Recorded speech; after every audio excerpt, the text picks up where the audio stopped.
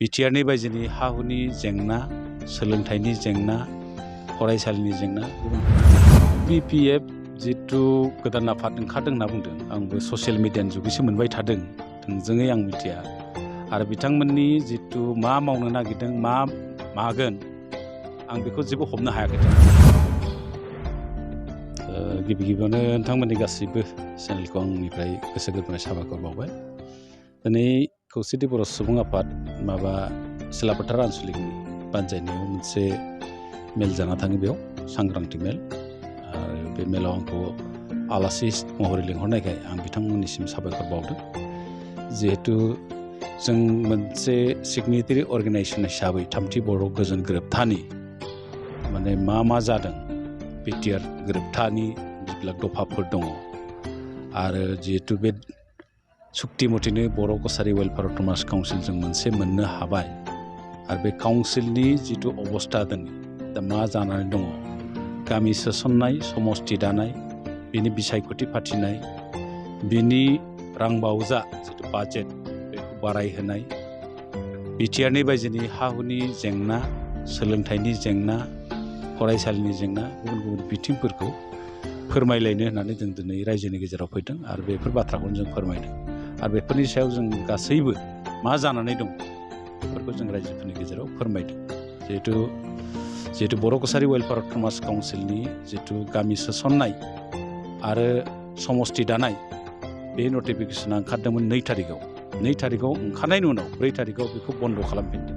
बे बन्द' खालामनायखौ दाख्लै दिल्लीजों जानाय जितु भिडिअ कनफारेन्सनि जुगै जितु सावरायमेल जादोंमोन आसाम सोरखार, भारत सोरखार आरो दुलाराय बर' फरायसा आफाद आरो खौसेथि बर' सुबुं आफादनि गेजेराव जों बे बाथ्राखौबो रायखांदों। आरो आसाम गभर्नमेन्टआ जितु जोंनो रिप्लाइ होदों, बेखौ नोंथांमोननि सिगाङाव बुंबा गोलाव जागोन। बेनिखायनो आं बुंबाय, बेफोर बाथ्राखौ जों रायजोफोरनि गेजेराव फोरमायलायजोबनो फैदों। जिहेतु रायजोफ्राबो थारमाने जिहेतु आन्दलनाव बयबो बाहागो लादों नालाय, बाथ्राफोरखौ मिथिनायनि बिथांमोनहा मोन्थाय दं। बेफोर बाथ्राखौ जों गेबेङैनो फोरमायफैनायनि मोनसे हाबाफारि लादों। खोनानो मोनदों UBPO जितु गोदान आफाद ओंखारदों होनना बुंदों। आंबो ससियेल मिडियानि जुगैसो मोनबाय थादों, थोंजोङै आं मिथिया।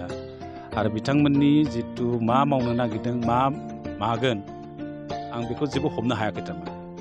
जिहेतु जों मिथिगौ, जोंनि गायसनगिरि गाहाय नेहाथारि खौसेथि बर' सुबुं आफादनि बिथां गाम्बारु मोसाहारि आरो जोंनि चेयारमेन, एक्स चेयारमेन बर' कसारि वेलफेयार अट'नमास काउन्सिलनि बिथांनि नेतृत्वआव बेखौ दानाय जादों होननानै जों ससियेल मिडियायाव मोन्दों।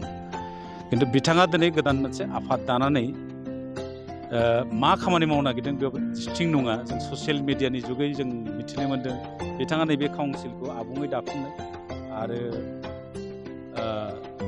माखासे समस्याफोरखौ समाधान खालामनायनि बिथाङा सोरजों रायज्लायनानै माबादि आबुङै दाफुंनो नागिरदों, आं बेखौ बुजिनो हायाखै।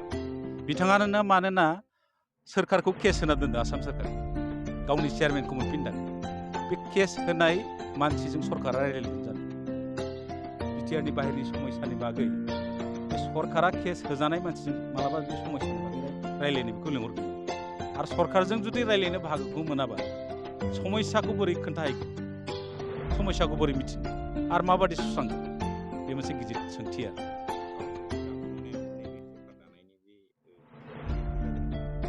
गोदान आफादा जिहेतु मोनसे फिक्स मोनसे पलिटिकेल एजेन्डा लाना फैदों। आरो जों मिथिगौ, गाम्बारुखौ चेयारमेन बानायफिनब्लानो बे आफादा जोबगोन। गाम्बारुखौ चेयारमेन बानायनोल'सो बे आफादखौ दानाय जायो, बेनि जेबो ओंथि गैया थारमाने। मानोना जों खौसेथि बर' सुबुं आफाद, दुलाराय बर' फरायसा आफाद थाबाय, एनडिपिनि मोनब्रै फ्रेक्सन थाबाय, बिटिआरनि सुक्तिनि गासैबो दफाफोर, काउन्सिलनि जिবিলাক मावफुंनांगौ खामानि, बेफोरखौ लानानै भारत सोरखार, आसाम सोरखारा जोंनि सोलायजों बे गोदानै दानाय आफाद, बे गाम्बारु मोसाहारिनि आफाद, जितु गाम्बारु मोसाहारिया जितु आसाम सोरखाराव केस बेखौ लाना रायलायो। गतिके बेफोरखौ दाफुंनायाव जोंना खौसेथि बर' सुबुं आफाद दं, दुलाराय बर' फरायसा आफाद दं, एनडिपिनि मोनब्रै फ्रेक्सन दं। जों जथाय आफादफ्रा ज' थालायनानै खामानि मावनायाव बे जेबो